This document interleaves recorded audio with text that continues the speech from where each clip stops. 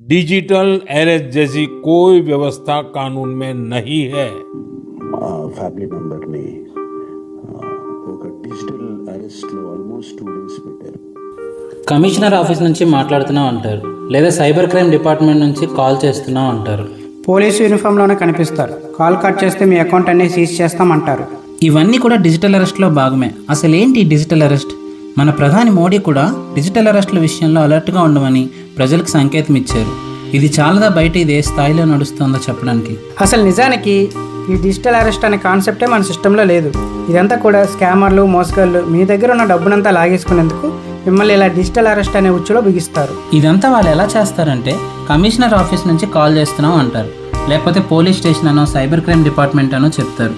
ఏదో ఒక డెసిగ్నేషన్ అడ్డు పెట్టుకుని మాట్లాడతారు. మీ మీద ఏదో ఒక క్రైమ్ రిపోర్ట్ ఫైల్ అయిందని చెప్తారు. ఉదాహరణకి నార్కో డిపార్ట్మెంట్ నుంచి కాల్ చేస్తున్నాం, మీ పేరు మీద బుక్ అయిన షిప్మెంట్లో డ్రగ్స్ బయటపడ్డాయని చెప్తారు.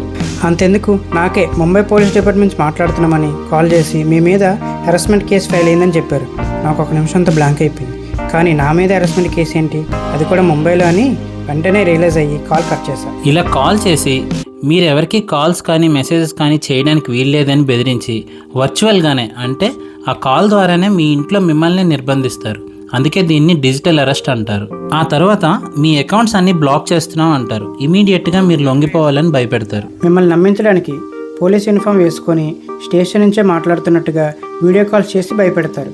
చివరిగా సెటిల్మెంట్ వరకు తీసుకొచ్చి మీ బ్యాంక్ అకౌంట్స్ మొత్తం ఖాళీ చేసేస్తారు. కాబట్టి ఇలాంటి విషయాల్లో జాగ్రత్త వహించండి. ఒక్కటే గుర్తుపెట్టుకోండి, ఏ పోలీసు మీకు కాల్ చేసి ఇలా అరెస్ట్ చేస్తున్నామని బెదిరించరు, ఓటీపీలు అడగరు. ఇలాంటి కాల్స్ వచ్చినప్పుడు వెంటనే ఆ కాల్స్ కట్ చేసి 1930 కానీ లేదా దగ్గరలో ఉన్న పోలీస్ స్టేషన్లో సమాచారం ఇవ్వండి. ముఖ్యంగా వయసులో పెద్దవాళ్ళని, ఆడవాళ్ళని, ఇటువంటి టెక్నాలజీ అవగాహన లేని వాళ్ళని వాళ్ళు ఎంచుకుంటారు. మేము ఇచ్చిన ఈ సమాచారం ఉపయోగకరమైందని మీరు భావిస్తే ఈ వీడియోని లైక్ చేసి ఛానల్ని సబ్స్క్రైబ్ చేయండి. మీ ఫ్రెండ్స్ అండ్ ఫ్యామిలీ మెంబర్స్కి షేర్ చేయండి. అలాగే బెల్ ఐకాన్ క్లిక్ చేయండి. మేము ఇలా వీడియోస్ పోస్ట్ చేయగానే మీ ఫోన్లోకి అలా వచ్చి పడతాయి.